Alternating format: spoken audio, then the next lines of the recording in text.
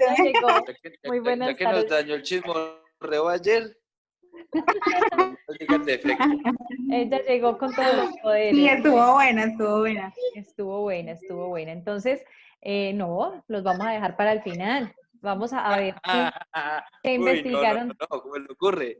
qué Usted dijo investigaron que de hoy nos la... decía su mayor defecto, Hoy les voy a decir sí, pero al final de la clase, todavía no. porque al final, Porque al final, porque vamos a Cuando ver lo que falten 2 minutos. cuando falte un minuto y diga, bueno, ya se nos está cortando, chao. no, Resulta, bueno, ¿cómo ayer sí nos puso acá a desnudarnos acá? bueno, pero ¿Ah? primero que diga Tati que a ella le faltó. Oiga, Tati. De que me perdí. Dígame. Ay, ¿cómo así? Yo, ¿Cómo así que Lady también se perdió? Esa parte no me tocó. Ay, mejor. Creo que le van a pesar esas palabras. Bueno, la pregunta es que cuál era su peor defecto. Si estuviéramos en un espacio donde se les estuviera haciendo una entrevista para un perfil ocupacional, entonces, ¿cuál sería ese peor defecto que cada uno tiene? Y para responder así, escribas en una sola palabra. Por ejemplo, se escriben en una sola yo. palabra. ¿Y cuál sería su peor defecto? ¿Cuál sería mi Sí. ¿Cuál sería el peor defecto? La impuntualidad? Yo soy impuntual, lo tengo que reconocer. Pues muy bien, me A parece Fabi le da excelente. risa. Pero hay un gran problema, que si estamos en una entrevista, nosotros no podemos decir de esa manera, Ah, no. no lo podemos decir. ¿Cierto que no? ¿Por qué? Porque entonces no nos van a contratar. Si yo digo que soy impuntual, pues entonces van a decir, no, pues entonces va a llegar tarde al trabajo, entonces no la contratamos. ¿Cierto que sí? Claro. Entonces, ¿qué podemos La decir? entrevista se pinta como con la mejor actitud. Actitud. Entonces, ¿qué Mejor de podemos uno. decir? ¿Cuál sería esa quizás fortaleza, pero que también es debilidad al mismo tiempo? Me levanto tarde. Una No, fortaleza, pero no. en el trabajo. Tampoco porque va a llegar tarde al trabajo. ¿Cierto, Juliet? Porque llega tarde al Me trabajo. levanto tarde porque estoy, digamos, fortaleciendo mis cerebros. Algo así. Bueno, alguien ayer decía algo importante. Dijo, yo soy muy sensible. ¿Quién fue que dijo eso? Yo. Julián, Juliet. Yo soy muy Sí, yo. sensible. Bueno, si hablamos dentro de las habilidades que debe tener una persona para un cargo, para un perfil, ¿será que esa parte de la sensibilidad afecta? Sí. sí, Sí ¿Por y qué? no, sí y no, sí y no. Eso, ahí vamos, sí y no, ¿por qué? Bueno, pues sí, afectaría si de pronto estuviera perfilando para un puesto comercial de atención al cliente o que tuviera que lidiar con gente problemática, de pronto sí sería como un defecto muy grande. Que tuviera que lidiar con esta habilidad que Pero se sería llama una... falta de frustración o tolerancia a la frustración, ¿cierto? Porque eso sucede mucho, baja tolerancia a la frustración. Entonces, Sí sería una fortaleza dependiendo del puesto. dependiendo del puesto. Muy bien. Allá vamos. Entonces, dentro de ese tipcito también, que es muy importante, es cuando nosotros vamos a realizar una hoja de vida, no sé por qué oigo tanto ruido, una parte, si pueden silenciar los micrófonos, les agradezco. Muchas gracias. Entonces Yo también. resulta, todos. Ah, bueno, ya no opino. No, pero ahorita, cuando vayamos a hablar, entonces lo deshabilitamos.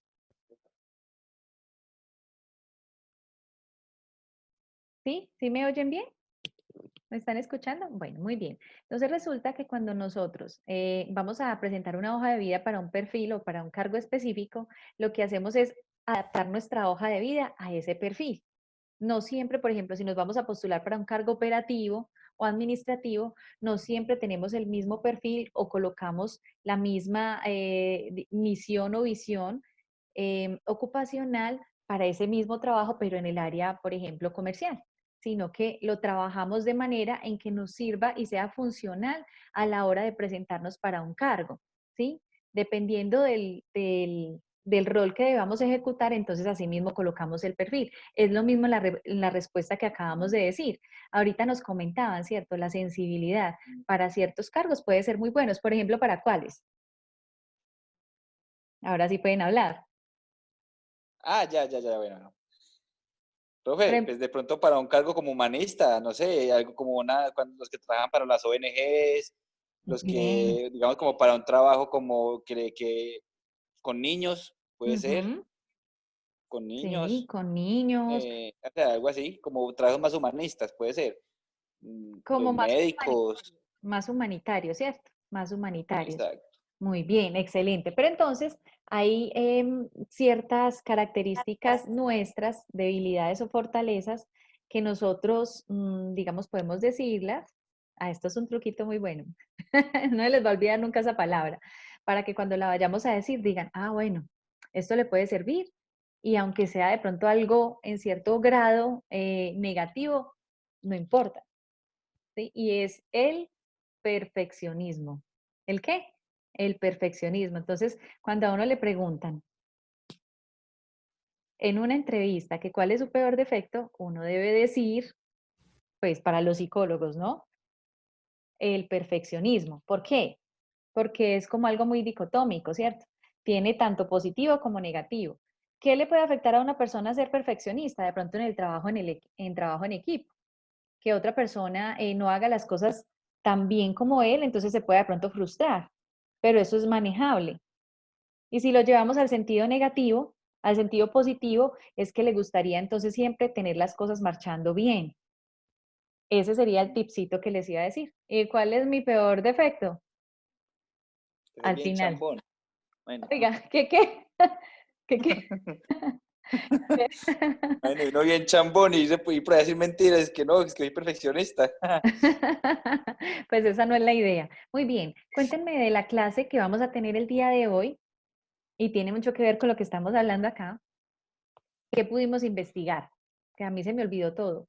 A ver si me refrescan un poquito la memoria. A mí también se me olvidó que lo que nos iba a poner a investigar, profe. ¿Cómo ¿En es? serio? Profe, Sí. No profe, mentiras. Profe, pues del que Fabián debíamos investigó. investigar es de Albert Ellis, Muy bien. ¿Y quién fue ¿sí? Albert Ellis? A ver. Él fue un psicoanalista, dice que fue un psicoterapeuta, un psicólogo clínico y desarrolló la terapia racional emotiva conductual. Muy bien. El TREC, muy conocido dentro de las terapias más utilizadas en la actualidad del enfoque cognitivo-conductual, está esa terapia TREC, o sea, la terapia racional emotiva. Y hoy vamos a hablar entonces un poquito de eso, pero quiero hacer como un panorama de lo que hemos visto hasta ahora. Recuerden que empezamos con temas. ¿Cuál fue el primer tema que vieron en el diplomado? Ay, vamos a rebobinar ese cuaderno, rebobinemos el cuaderno y la mente. Y por ahí empecé. ¿Por dónde empezamos? Pues por la mente, ¿cierto? Fabián sabe, Estructuras. Fabián Exactamente. sabe, Fabián sabe. ¿Está que se habla? Fabián Ay, está que se sí, habla. dejémoslo hablar.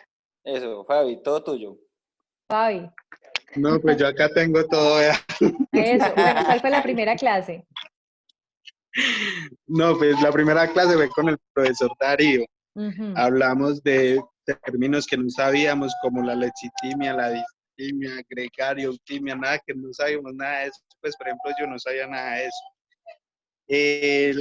Cómo ve la psicología desde la antropología, desde lo somático, desde... No hemos visto muchas cosas, la mente, Muy bien. Entonces, ahí el vamos. cerebro. A la mente vamos a utilizar y a recordar y a rebobinar esa mente, ¿cierto? Eso que hemos visto, entonces nos vamos a ir allá a ese pensamiento inicial. ¿Cuál era el pensamiento que teníamos inicialmente cuando empezamos a trabajar y cuál es el pensamiento que hoy en día tenemos? Entonces, a través del conocimiento, el pensamiento va evolucionando, ¿sí? Y nosotros, a través del aprendizaje, vamos empezando a comportarnos de una manera diferente. ¿Por qué?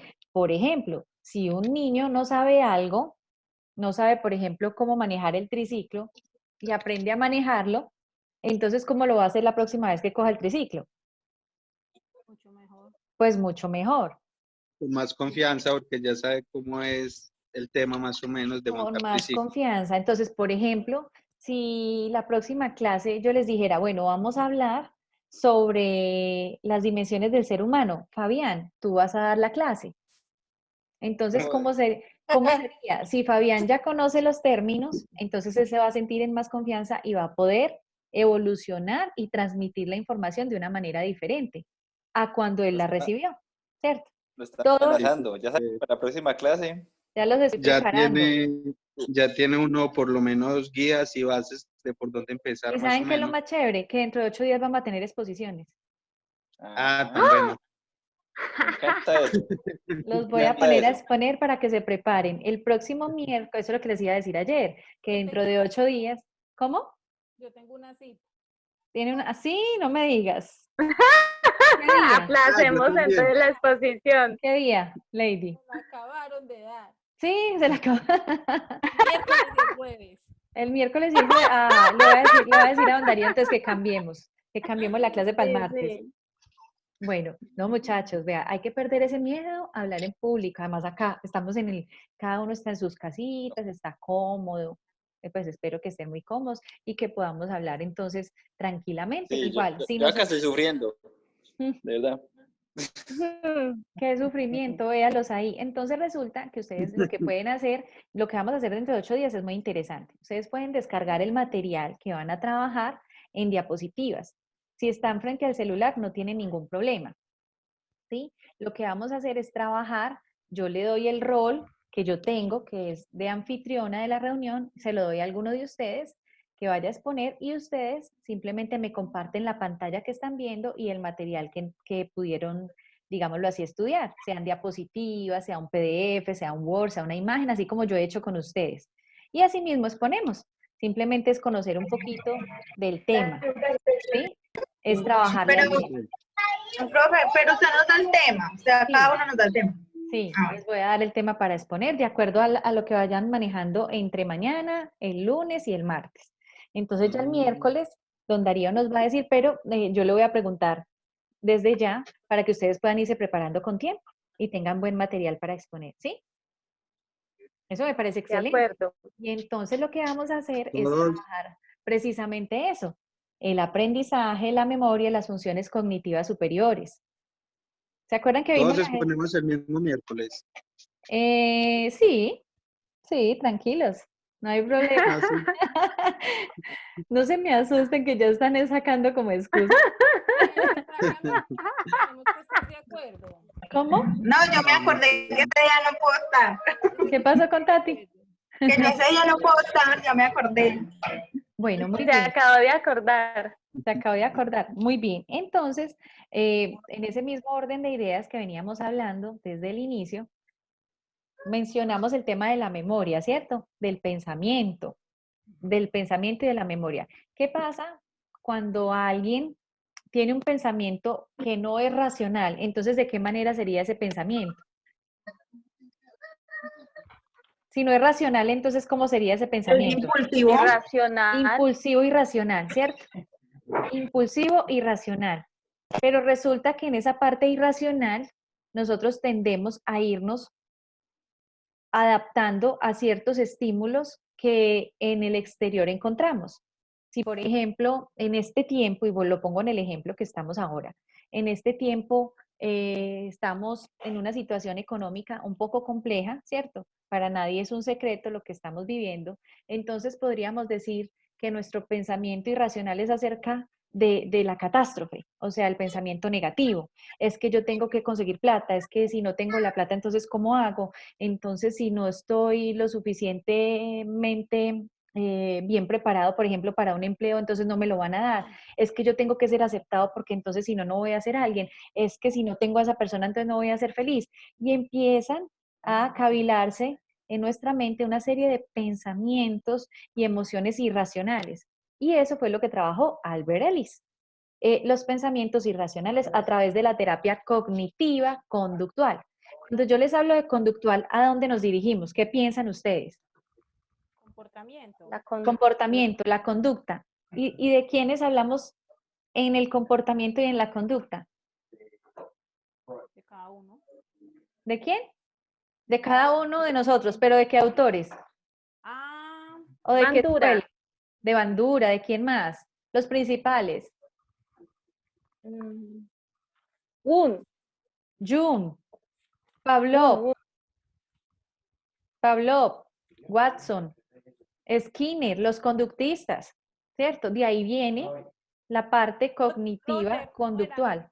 Rotter, Rogers. Rogers. Rogers, pero Roger es humanista. Roger es humanista. Más, Pero más yo tengo anterior. acá Julián Rotter. Julián Ah, Rotter. Rotter. Ok, Rotter sí. Pero antes de Rotter, entonces vemos inicialmente, los conductistas iniciales, que eran Heisen. ¿quién? Heisen, pero eso es más adelantico, por allá. Recordemos que en el conductismo está la escuela neoconductista o conductista radical y los primeros conductistas. ¿Quiénes fueron esos primeros conductistas? Entonces yo les hablé de Pavlov, de Watson, de Skinner, Skinner. ¿sí? Muy bien. Entonces de ahí parte la terapia cognitiva conductual de los conductistas.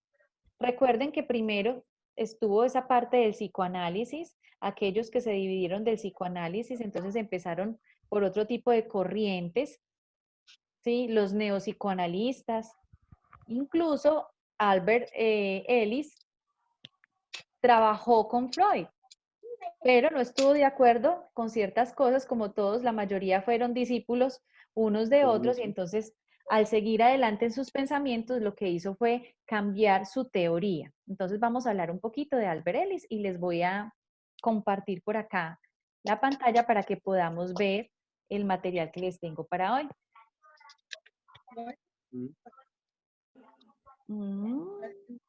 Permítame.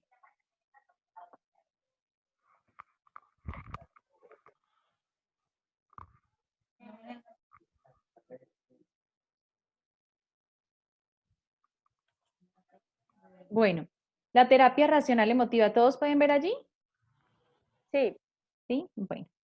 La terapia racional emotiva de Albert Ellis entonces nace precisamente de esa parte, de la vinculación de las emociones y la parte racional e irracional. Entonces quiero ir un poquito más adelante acá y compartirles una idea de lo que él piensa acerca de esa forma en la que nosotros vemos la vida, ¿sí? El pensamiento de él podríamos decir que es de una época prácticamente moderna, porque él nació por allá en el año de 1913 y estudió en una de las escuelas donde salían los mayores psicoanalistas del mundo, de Columbia, en Nueva York.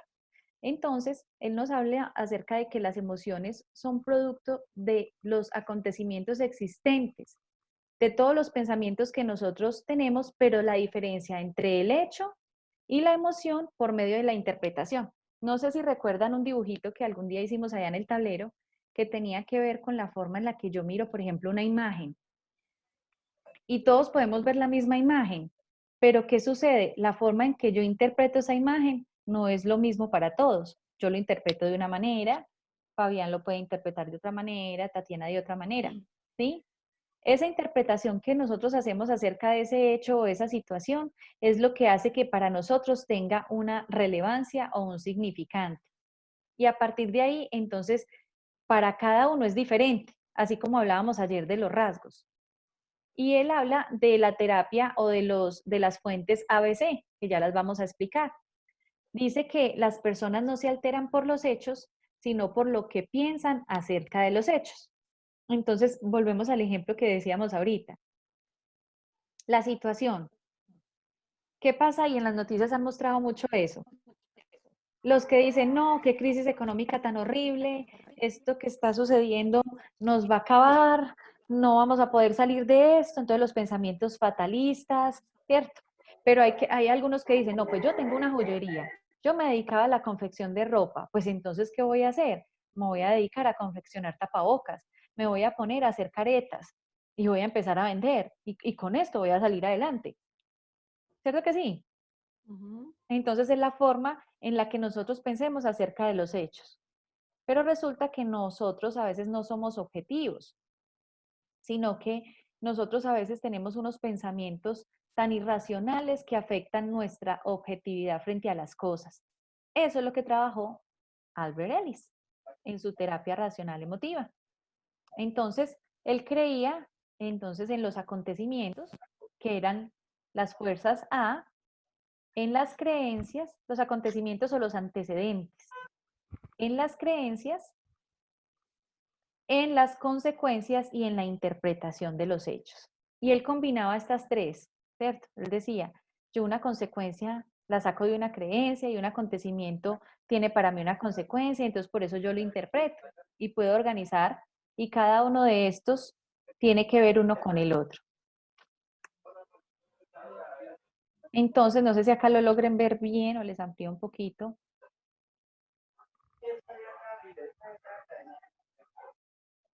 Si ahí lo logren ver bien, mejor. Yo creo que sí. ¿Sí? Dice que una situación A, en una empresa. Ay, si yo no hago bien mi trabajo, entonces lo que hacen es que me despiden. Ahí está pasando una situación. Entonces yo tengo un pensamiento, ay, Dios mío, ¿y si me despiden? Entonces ¿yo qué hago? ¡Ja! Voy a tener una situación económica precaria. Tengo que pensar qué voy a hacer a partir de ahora. Ay, no. Y si pasa eso, entonces mi familia se va a preocupar. ¿Cómo voy a pagar la renta? ¿Cómo voy a pagar los servicios? Ese pensamiento que yo tengo acerca de esa situación, entonces genera una consecuencia emocional y conductual en mí. Emocional, pues me voy a sentir triste, voy a tener un malestar, pero conductual, ay, no. Entonces yo voy a empezar a buscar empleo. Una de dos, o me quedo aquí en el disgusto, en la mala emoción, en la zozobra, en la ansiedad, o me pongo a hacer algo al respecto. ¿Ustedes qué harían? La C2. La C2, ¿cierto? Dice que la terapia que maneja Albert Ellis corrige esos pensamientos cambiando aquellos irracionales por otros más adaptativos. Listo. Me echaron. ¿Qué me pongo a hacer? Pues me tendré que poner a hacer algo. Me toca irme para algún lado, me toca empezar a buscar, tengo que madrugar mañana a buscar, no me voy a quedar aquí llorando, ¿cierto? Eso es lo que hace. Esa terapia conductual de Albert Ellis, ay, se me fue, dice que corrige las conductas, incidiendo en la importancia de hacer las cosas de una forma más adecuada para conseguir nuevos objetivos. Entonces es la más utilizada. Digamos que hay algunas universidades que se especializan precisamente en manejar este tipo de terapias y de sacar profesionales que están más enfocados en esa área cognitivo-conductual, porque precisamente trabaja la parte de las emociones y el aprendizaje y emoción y el pensamiento con la parte de la conducta. Aquellos que, por ejemplo, no creen en la pseudociencia como es el psicoanálisis, entonces trabajan esta parte de la cognitiva conductual o los humanistas, ¿cierto? Veíamos toda esta semana lo que son los humanistas y se asocian mucho con esta parte porque como es emotiva, viene de las emociones, entonces trabaja también la motivación. Dice que una persona deprimida se siente triste y sola porque piensa erróneamente que es abandonada por los otros, ¿cierto? Ay, estoy deprimido, no, yo como que no soy bueno para nada, nadie está conmigo, estoy solo. Pero la actualidad de una persona depresiva puede funcionar tan bien como la de una no depresiva. Es lo que hace el terapeuta, es demostrar a los pacientes que esos pensamientos de inadecuación los puede atacar volviéndolos exitosos. ¿Cómo? Mirando el síntoma en sí, de dónde viene, cuál es la fuente, cuál es la génesis de ese pensamiento irracional. ¿Cómo vamos hasta ahí? Bien. ¿Bien? Profe, Sí. pero uno cómo identifica eso, bueno, digámoslo, uno haciendo la terapia uno mismo, o sea, uno en su propia meditación, ahorita con la cuarentena, que tiene tiempito, Ujú. Mucho tiempo, uno, diría yo. uno cómo identifica, digamos, si uno tiene pensamientos negativos, porque un pensamiento negativo siempre enlaza con otro, lo Sí. que usted estaba hablando. Ujú, Si uno, no sé, se levantó triste, digámoslo así, ujú. ya ese punto de tristeza, si de pronto le llega y le pasa alguna tontería, porque puede ser una tontería pequeña, no sé, se le cae el café o o cualquier cosa, entonces empieza uno como a tener como ese concierto de malos pensamientos, ¿sabes qué? Esto es que yo hago las cosas mal, se me caen las cosas, y automáticamente así se la pasa todo el día. ¿Uno Sí. cómo hace, digamos, para, exacto, como para identificar ese problema? Como para decir, bueno, me pasó, bueno, o pienso así por esto y lo otro, y de pronto cómo uno podría remediarlo. Bueno, muchas cosas de las que acabas de mencionar son situacionales, ¿cierto? Son situacionales, precisamente hacen parte de un malestar que inició con la regada de un chocolate en la ropa, un disgusto con alguien, ¿sí? Y puede ser que pase un día, 2 días donde tú estés así, pero ya lo que sucede con el tiempo, cuando es recurrente, cuando es, digámoslo así, habituado en nosotros, perdón, habituado en nosotros, entonces empieza a calificar para que nosotros tengamos ese comportamiento más definitivo, esa conducta. Y esa es la conducta que es modificable, más No, no pero si uno circunstancial. pero si uno de pronto lo piensa es por algo, ¿sí me entiendes? Porque si, digamos, puede que sí, uno lo haga 1 o 2 días, Ujú. pero si cada vez que de pronto tenga un mal día, uno se repite lo mismo es porque de pronto uno lo piensa que sí es así. Y de Entonces, pronto empieza como a ponerle como lógica y uno dice, bueno, pues sí, me acuerdo que en tal parte tal cosa, me acuerdo que en tal otra, o bueno, cosas así, ¿sí me entiende?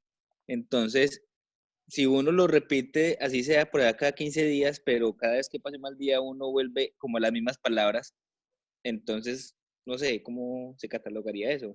entonces se podría decir que es una persona que es, digámoslo así, el paciente ideal para este tipo de terapia, para este Epa, tipo de terapia. Entonces, vamos a verla más adelante y vamos a entenderla un poquito más, pero muy, Profe, muy buena la pregunta.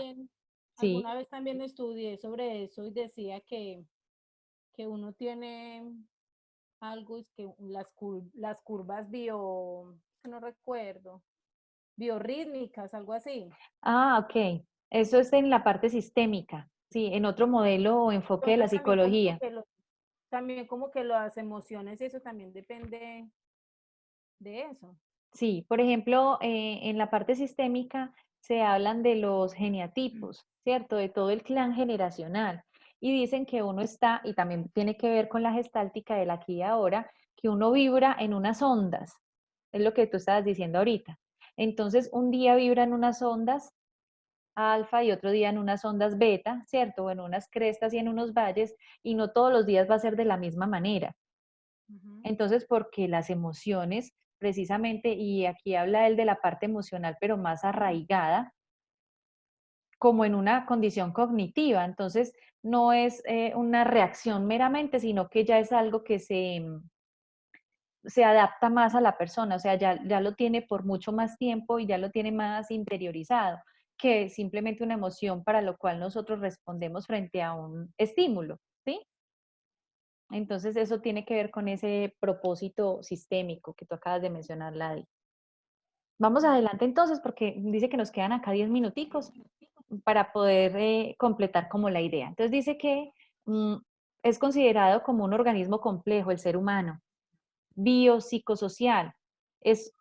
Siempre tiende a establecer metas y propósitos y trata de conseguirlos. Todos queremos permanecer vivos, tener el mejor bienestar posible y evitar el malestar. Pero ¿qué pasa? No siempre vamos a tener eso en nosotros, no siempre vamos a tener esa buena manera de vivir, porque se nos van a presentar problemas e inconvenientes. Entonces, lo que trabaja ese paradigma de la terapia racional emotiva conductual es eso, mirar qué acontecimientos o cuáles son esos activadores de esas situaciones o sucesos que nos impiden el pensamiento racional. Entonces esa sería la parte A que estamos viendo acá. ¿Y cuáles son las creencias? Ay, no, es que si por ejemplo yo no estudié, entonces no voy a ser nadie en la vida, ¿cierto? Esa puede ser un acontecimiento o un activador de una creencia que nos implantaron desde el principio. Y entonces de esa manera nos conductualizan. ¿Recuerdan lo que hablábamos de la desconexión emocional? Que a muchas personas les decían, o por ejemplo a los hombres, no llore porque eso es de quién, de las niñas, ¿cierto? Si usted llora, está mostrando debilidad.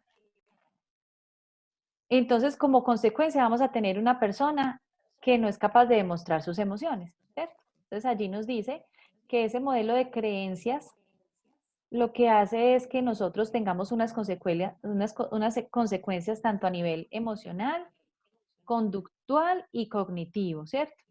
Por ejemplo, un elemento activador, una situación que sucede puede ser una enfermedad.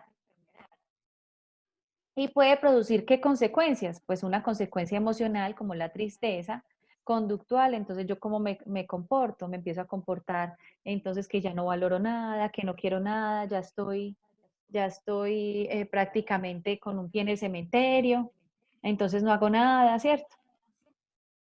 Eso puede suceder.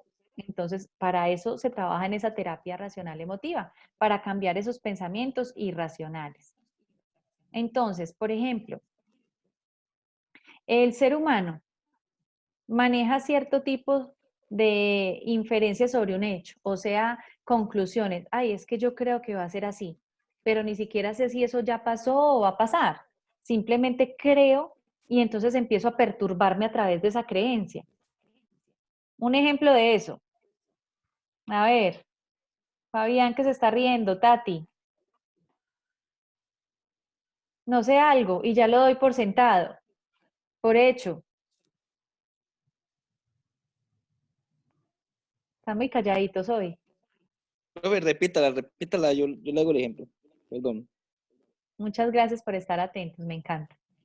No, profe. Pues en este momento me está pasando, que se me está yendo el internet y supongo que todo el mundo abajo está A mí conectado también me haciendo pasó lo cosas mismo. y ya Es les que no dije estoy que no se escuchando bien. Ah, muy bien. Ay, qué buena forma de enredar, digo, de contestar. Muy bien. Uy, profe.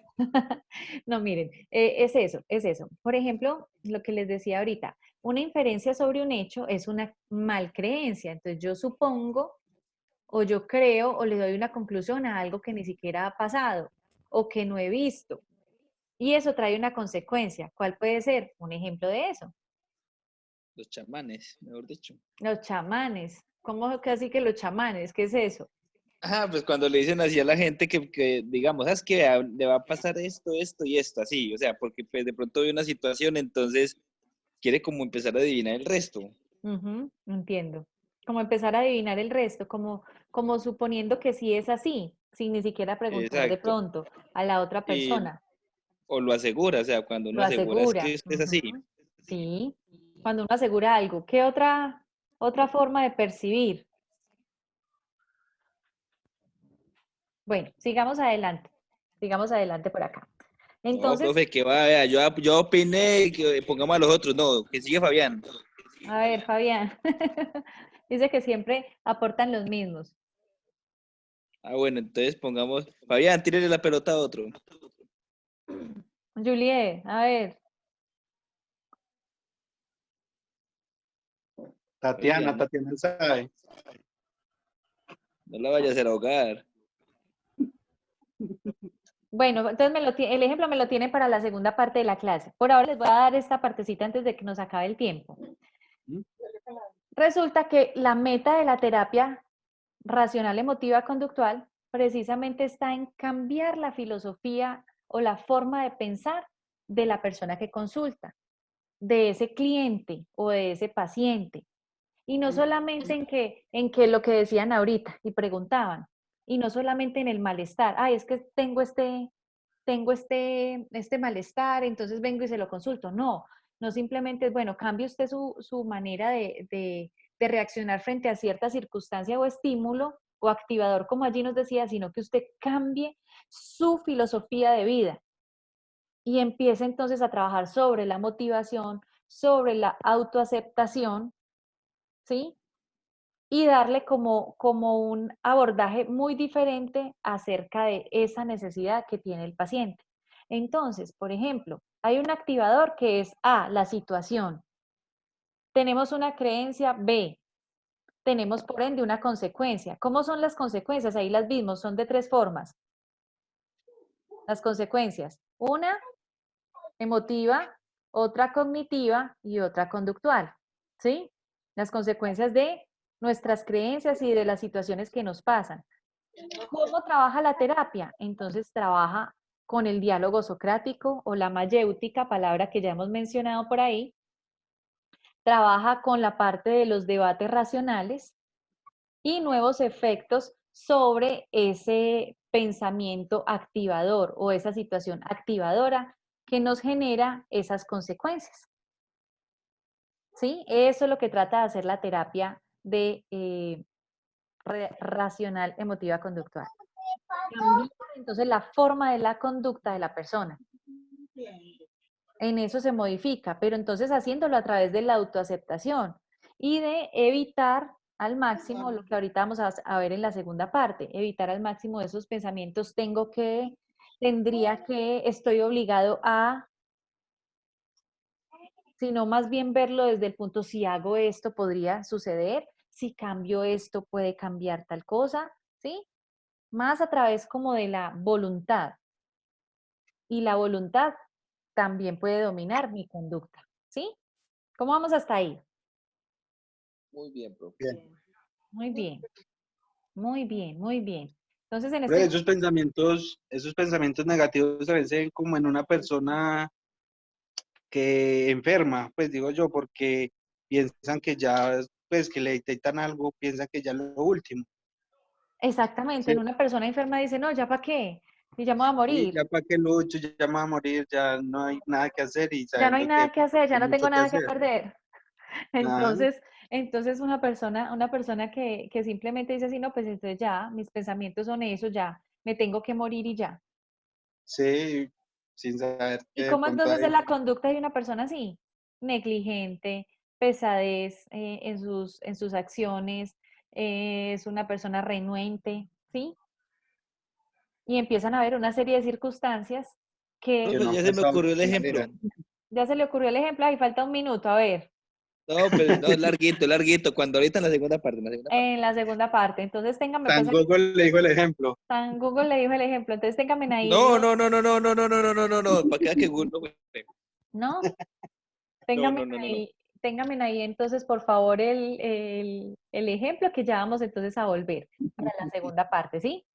Muchísimas gracias y ya nos vemos. Vale. Bueno, Bueno. bueno, muchas gracias, ya nos vemos. Chao. Chao.